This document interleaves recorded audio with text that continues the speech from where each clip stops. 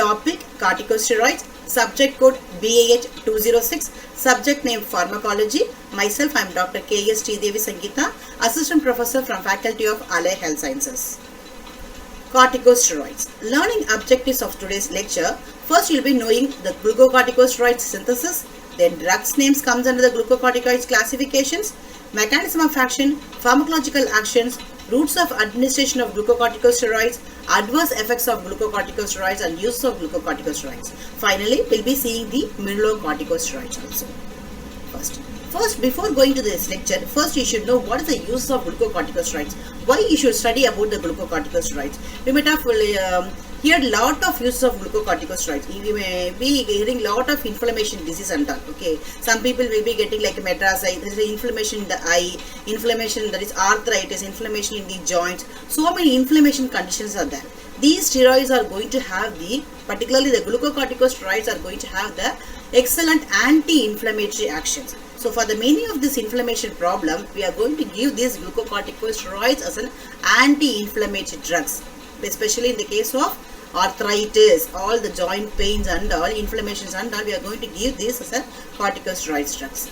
And also it's having a immunosuppressant action. Mainly it is involved in the human transplantations, human organ transplantations there, no? So in that time, so what happens, because of the immunity, that organ rejection may occur. Okay, so to avoid that, these glucocorticosteroids are given as a immunosuppressant. This is the main use of these corticosteroids. Then it is also used in the case of conjunctivitis. So anything that is inflammation is there means we can give this glucocorticosteroids. Okay, so you know the first we know what is the use of glucocorticosteroids. This glucocorticosteroids having the plenty of uses. Okay, now we'll see how these glucocorticosteroids are naturally produced endogenously in our body, and in case of any deficiency, what are the drugs are available in the market and the uses. Everything will be seen one by one. First, it is produced from the adrenal cortex portion. So adrenal, means adjacent to the renal gland. Adrenal glands are present adjacent to your kidney. The adrenal glands are present. So we have two kidneys, isn't it? So similarly, we have two adrenal glands are there. That is the right as well as the left. So in this adrenal gland, you have the cortex, that is outermost region is called as the cortex portion, and the innermost region is called as the medullary portions. Okay, so these corticosteroids, so as the name indicates, it's produced from the cortex region of your adrenal gland. Okay, so these corticosteroids, the name is produced from the cortex portion.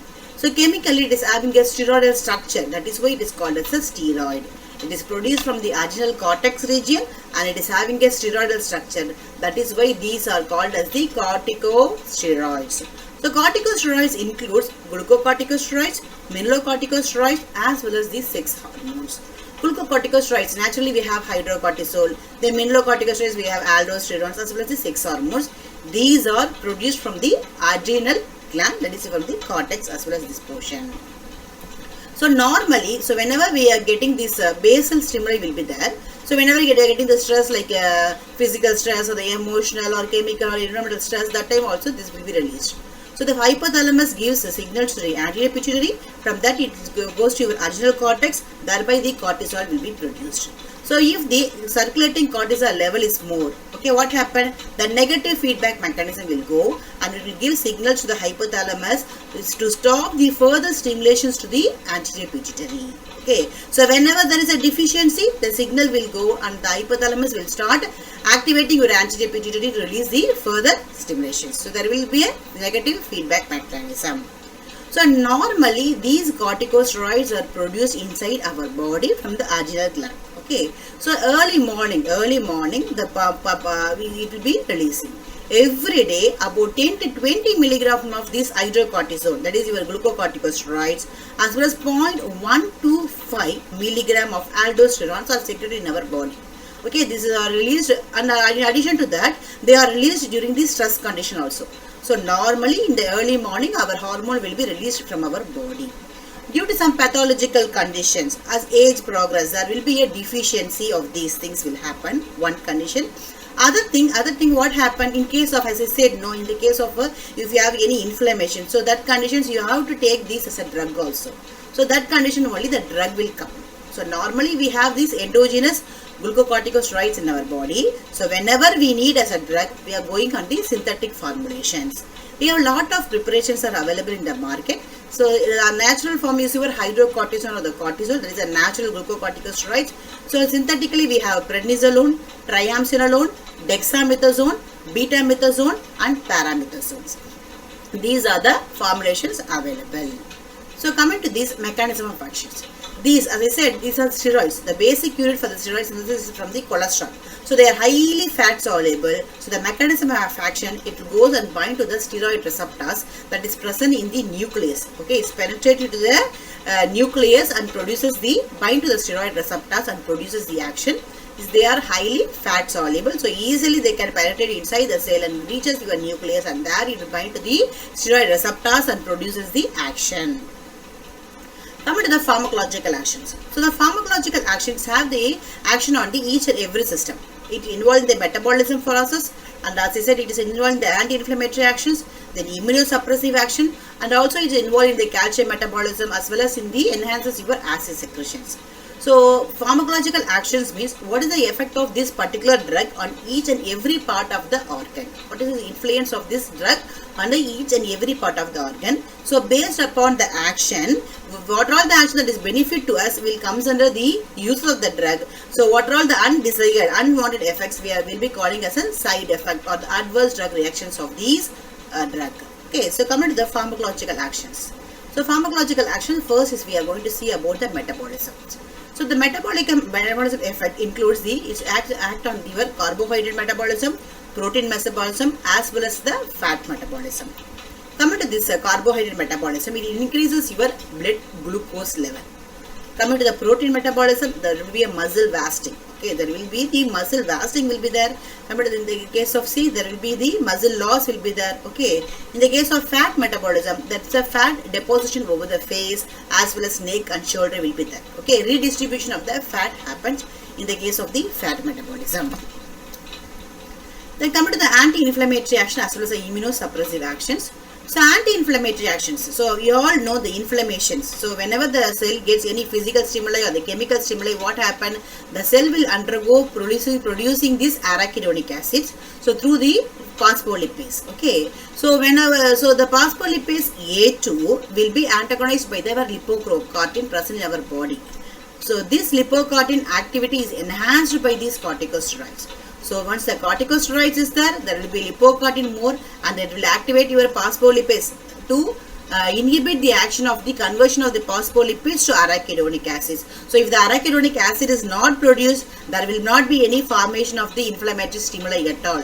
There won't be any redness, swelling, pain, nothing will be there. Okay. So the conversion of the phospholipids to arachidonic will be stopped by the corticosteroids. So now at this situation, I would like to tell what is the mechanism for NSAID. So what is this NSAID mechanism that is going to inhibit the action of your COX pathway, that is cyclooxygenase pathway that is here. So this corticosteroids are going to act on your lipocortin, whereas your NSAID drugs is going to act on your cyclooxygenase COX pathway. So both the drugs are going to reduces your inflammation. Both are going to have the anti-inflammatory actions. These steroids, corticosteroids having the steroidal structure, that is why we are calling them as a corticosteroids.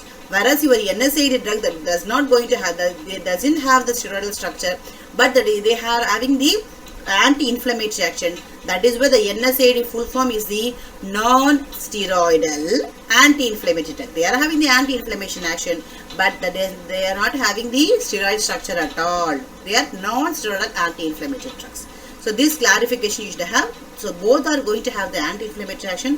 One is having the steroidal structure, that is your corticosteroids. NSAID, they are not having the steroidal ring structure, but both are going to have this anti-inflammatory action. Coming to the immunosuppressant. So this is going to have suppresses the cell-mediated immunity and prevent the homograft and rejections. Okay, that is why it is used in the cases of the organ transplantation and all. It is going to inhibit the calcium absorption and increases your calcium excretions. So if the absorption of the calcium is inhibited, excretion is increased. Okay, so the calcium level will decrease in our body. So this is involved in the calcium metabolism also. It is mainly involved in the maintaining of your normal GFR, that is glomerular filtration rate. and it reduces the capillary permeability, and prolonged use may result in the hypertension. Coming to the activity on the CNS. So if there is any deficiency in the glucocorticosteroids, it will result in the conditions called as apathy or the depressions. Large doses may cause restlessness, anxiety, psychosis, and increases your intracranial pressure. Glucocorticosteroids enhances your gastric acid secretions also. So overall, when you see the pharmacological actions acting on your metabolic activity, and it's also having the anti-inflammatory actions, it enhances your acid secretions and also involved in your calcium metabolism. So coming to the preparations, what are the route of administrations? We can give by the oral route, we can give by the injection, we can go for the topical preparation, and also inhalation as well as the nasal formulations also available. So they are the different formulations available in market. You can get from the oral route also. So orally it is available. Okay, then parenteral preparation is also available. That is injection form is also there. Then inhalation form, in the case of the bronchial asthma, we can go for this all type of inhalation routes. Then we have a topical, if there is any skin inflammations, if there is any optical conjunctivitis is there. Okay, so all nasal spray and all these things are called as, comes under the classification of the topical route. Okay, so these are the different routes available for these glucocorticosteroids. Coming to the adverse drug effects. It's going to have its adverse effect on each and every system. It's having a very good beneficial effect. In similar way, it is having a lot of side effects also. Okay, so based side effects we'll see one by one.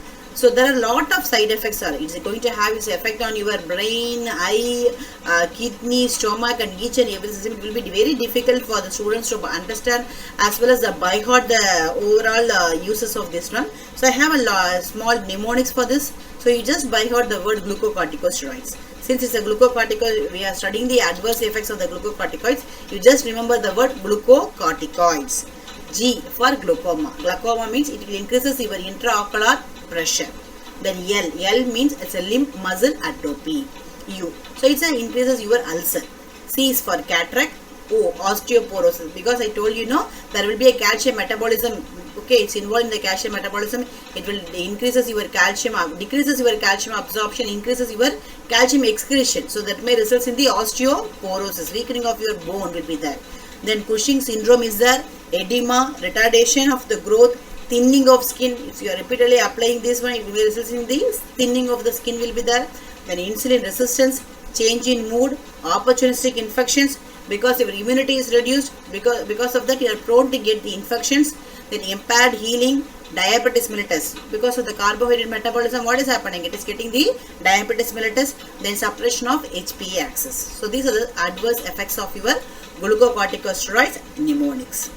So here Cushing syndrome is there. What is Cushing syndrome? Syndrome means group of symptoms will be there. It's not just only one symptom is there. If you are getting more than one symptoms, more than 2-3 symptoms are there, then we'll collectively call as a syndrome. So what is happening in the Cushing syndrome? That because of the redistribution of the fat is distributed in the face as well as in the shoulder. So because of that moon-like face they are getting, buffalo hump they are getting, their extremities, that is their legs as well as their hands and everything, it's become thin, and whereas the central obesity will be there. Okay, so all these things are collectively called as a Cushing syndrome. Coming to the uses, we have seen the pharmacological actions, we have seen the ADR. Now we have come to the uses. What is the use of your glucocorticosteroids? If the particular patient is having any deficiency, replacement. So for example, if the vitamins deficiency is there, you are taking vitamin tablet. If iron deficiency is there, you are taking iron tablet. In similar way, so those people who are having the glucocorticosteroids deficiency, they can take this as a replacement therapy. One is the replacement therapy we can use. Other one is your pharmacotherapy, as I said, no. So in the case of inflammation, in the case of the organ transplantation, so all these conditions we can use this as a pharmacotherapy. There are multiple uses for these glucocorticosteroids. It's used in the rheumatoid arthritis, osteoarthritis, rheumatoid carditis, acute gout, allergical reactions, bronchial asthma, collagen disease, eye disease, renal disease, skin disease. So many uses are there. Okay, so I'm planning to give a small mnemonics for this also.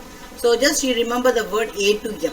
Okay, so the alphabet A to M. For each and every letter I have a short form to understand the uses. A. So whenever I'm telling glucocorticosteroid, you should always you should think about the it's going to have the anti-inflammatory. All type of inflammation, it is going to you can give this as a drug. Inflammation, immuno. In the case of the organ transplantation, you should not forget these two uses. Okay, there are plenty of uses are there, but you should not forget these two uses. If you remember these two uses, you can write the other uses also. So any words that are ending with itis is called as inflammation. So if there is any arthritis, inflammation in your joint, we can give. In the case of allergy, okay, so allergy is there, you can give this corticosteroids. In the case of bronchial asthma, because of inflammation, there is a bronchoconstriction is there. So you can go for these corticosteroids. Inhaler we can give. In the case of collagen disorder, dermatological disorders, some psoriasis, so many inflammations in the skin, eye inflammations. So fever due to inflammation, in GI inflammation, see all inflammations. Okay, so you just remember the word inflammation, you can write easily. Gout, because of the accumulation of the uric acid, you are getting gout. These drugs can be used. Even NSAID can also be used. In the case of hormone replacement therapy, hematological disorders, immunosuppressant therapy, organ transplantation. Then joint disorders, kidney, because it is involved in your normal maintenance of your glomerular filtration rate. So in the case of nephrotic syndrome, we can go for this. Liver disease, lung disease, all the conditions we can go for this, use for these drugs. Then also in the case of malignancies. Okay, so these glucocorticosteroids, you just remember the letters A to M is a uses for glucocorticosteroids. ADR, you just remember glucocorticoid. Okay, when you remember the glucocorticoid, you can very well easily you can write the ADR.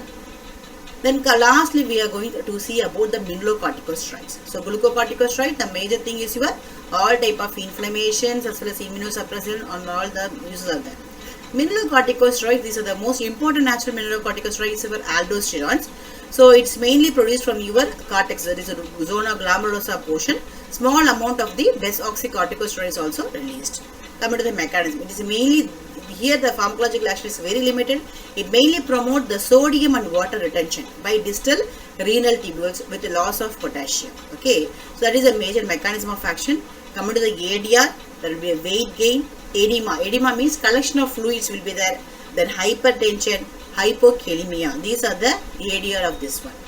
The drug we have is a fludrocortisone. It's a predominantly mineralocorticoid property it is having, and it is used in the case of replacement. Although aldosterone is a principal natural mineralocorticoid, it is not used therapeutically since it's not an effective orally. That is why it is not used. Okay. So in this lecture we have seen about glucocorticosteroids as well as the mineralocorticosteroids. I hope you understood some importance of these two parts. And coming to the important questions in this topic, you can study the use of glucocorticosteroids. So it may be asked in 5 marks or it may comes in the essay type also. Okay, so uses of glucocorticosteroids is very important. Then adverse. So whenever I am telling uses, we have to remember the word A to M, adverse effects, you just remember the word glucocorticoids. Then topical, sometimes they may ask the routes also.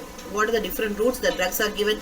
Name the formulation they can ask. So these questions you have to study. And one more important thing about the glucocorticosteroid is whenever you are stop taking the medicine, so you are taking mostly these drugs will be taken for the long usage. Maybe you may be taking for 5 days or 10 days. So suddenly you should not stop taking the medicine. Always you have to taper the dosage. Tapering means, for example, the doctor is giving you to take the eye drops for 3 times a day. Okay? You are taking the eye drops for, so you are getting some conjunctivitis, redness in the eye. So you are taking these corticosteroids, okay, dexamethasone like that. So the doctor he may be telling you to take 4 drops per day. So he may be asking you to take for 5 days. Then after that you should not stop suddenly. You have to taper the dose. Tapering means next 4 days you have to reduce the dose to half, 2 drops per day, then 1 drop per day. Like that slowly you should stop taking the medication. That is a very important thing you should know about these glucocorticosteroids. I hope this video was useful to you. Thank you for watching this.